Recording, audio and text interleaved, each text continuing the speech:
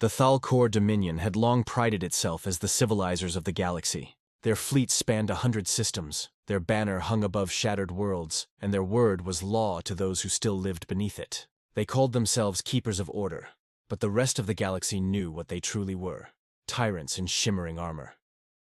When the humans came, small, curious, defiant, the Thalkor smiled with contempt. A new species, bold enough to trade where they were told not to colonize worlds the Dominion had claimed centuries ago. The humans called their settlement New Carthage, a name borrowed from ancient Earth. It was a colony of scientists, miners, and children. No soldiers, no weapons beyond their mining lasers. The Dominion arrived without warning. A fleet of war cruisers descended through the pale sky, their hulls gleaming like knives in the sun. They made no demands, no communication, only a single broadcast. Let this world serve as reminder. Humanity must learn its place. The bombardment began. Oceans boiled, cities burned, towers melted into glass under orbital fire.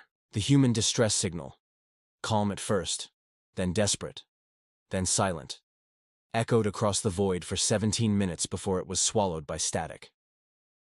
When it was over, New Carthage was gone. A world turned to ash.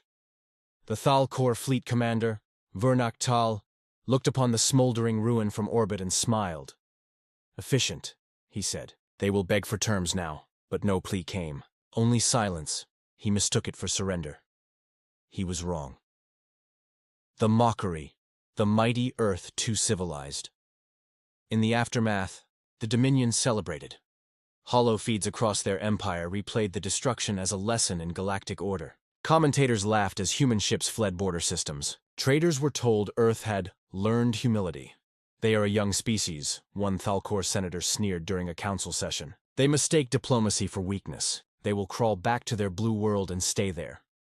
Others joined the laughter. Their colonies will burn like kindling if they resist again. They still believe in mercy. That is why they will never rule. In taverns, Thalkor soldiers mocked the recordings of the distress calls, humans pleading for help. They wore fragments of human colony badges as trophies. On some outer worlds, slave traders even began whispering of human stock, anticipating the fall of another naive species. For 2 galactic months, the Dominion's confidence swelled like a tide of arrogance. They expected protests, perhaps a human envoy begging for peace. But Earth remained silent. No fleet stirred. No diplomats arrived. The Thalkor mistook that silence for fear. They didn't understand that humanity was not silent because it was afraid. It was silent because it was listening. It was counting its dead, and it was deciding how to reply. The stillness before storms. When Earth wakes.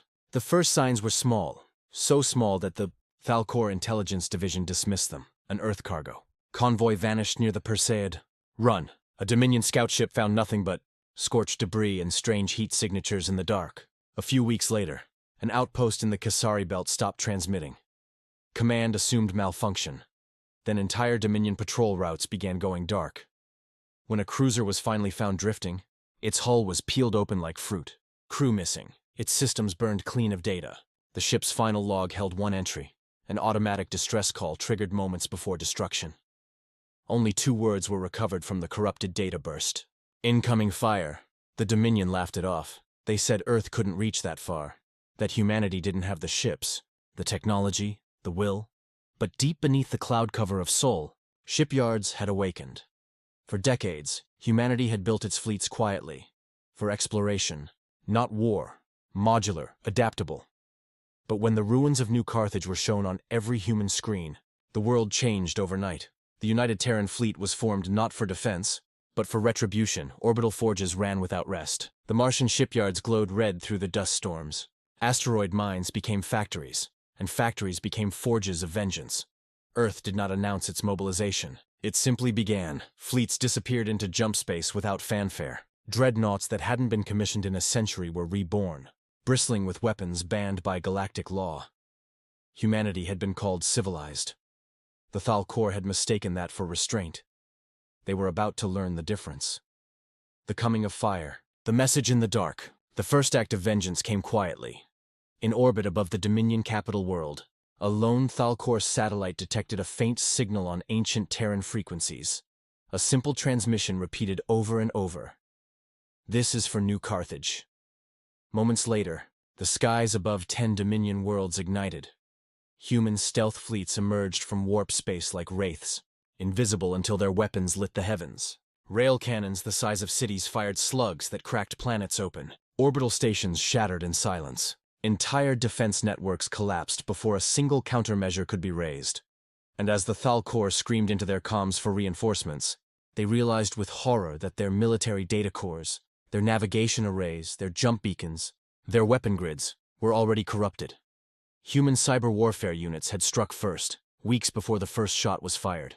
Every Dominion system was blind, deaf, and choking on its own code. From the ashes of their confusion, humanity's voice came across all frequencies. Calm, measured, icy. We are humanity. You erased one world. We will erase your empire. You wanted mercy. You will find fire instead. Across the stars, every human fleet broadcast the same message. To friends, to foes, to the innocent and the guilty alike. The galaxy held its breath. Then the human fleets advanced. The retribution. When Earth spoke in thunder. The Thalkor tried to resist. They sent armadas, gleaming, disciplined, vast. They were annihilated. Human warships moved like storms, cloaked in kinetic shields and silence. Their weapons were not meant for intimidation, but for extinction. Plasma lances cut through cruisers as if slicing fog. Railgun barrages broke continents. Orbital bombardments melted fortresses buried a kilometer deep. Entire planetary garrisons surrendered within hours. Or didn't, and ceased to exist within minutes. In one battle, the Dominion's 8th Fleet, 500 warships, encountered the Terran dreadnought Nemesis near the Oran Rift. It was said the battle lasted 27 minutes. The rift burned for days. In another, the Thalkor High Command's evacuation convoy was intercepted by human strike groups. Instead of destroying them, humanity broadcast the footage of their surrender live across the galaxy. "This is what remains of arrogance," said the human admiral. His voice a death sentence dressed in calm, and everywhere that transmission played, the galaxy shivered, because the humans were not shouting. They were not laughing. They were cold. They fought not for conquest, not for territory, but for balance, for the weight of a single world burned unjustly. Each strike carried purpose. Each bombardment was deliberate. Humanity's war was not a storm of rage, but a methodical execution. By the time the Dominion Council begged for negotiations, a third of their empire was gone, their fleets reduced to embers. Still, Earth did not respond. They simply kept advancing. The final ashes. Mercy denied. The Dominion's last world was called Voth Prime, the jewel of their empire. Their cities glistened with crystal towers, their atmosphere rich and blue. When the human fleet arrived, the Dominion broadcast across every channel, "We surrender. We yield, we beg your mercy!" For the first time in their history, the proud Thalkor used the word beg, and on every human ship, every soldier, every admiral remembered the screams from New Carthage. The children, the scientists, the civilians who had begged in vain for mercy of their own. Aboard the human flagship Retribution, Admiral Sarah Caney gave the only order history would ever record. Transmit their plea to all systems. The voice of the Thalkor High Chancellor echoed across the stars, desperate, trembling. "Mercy! Please, mercy!" Then Caney spoke. "We offered you that once.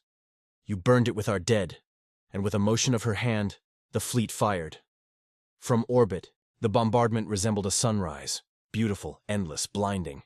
When the light faded, Voth Prime was gone. Nothing remained but molten silence. The Thalkor Dominion ceased to exist. The aftermath. The price of silence. When the fires died, the galaxy was quiet again. Where once Thalkor banners hung, now there was only the empty hum of abandoned space. Their surviving worlds, stripped of power and command, turned to dust and rebellion. Human fleets did not stay. They did not conquer. They simply left. In the void where the Dominion once ruled, their ruins drifted, silent memorials to arrogance. And though humanity never declared victory, the message was clear to every species watching from the shadows. Earth had been patient once, civilized, compassionate. But when provoked, when struck without reason, humanity answered in the oldest language of the stars: fire.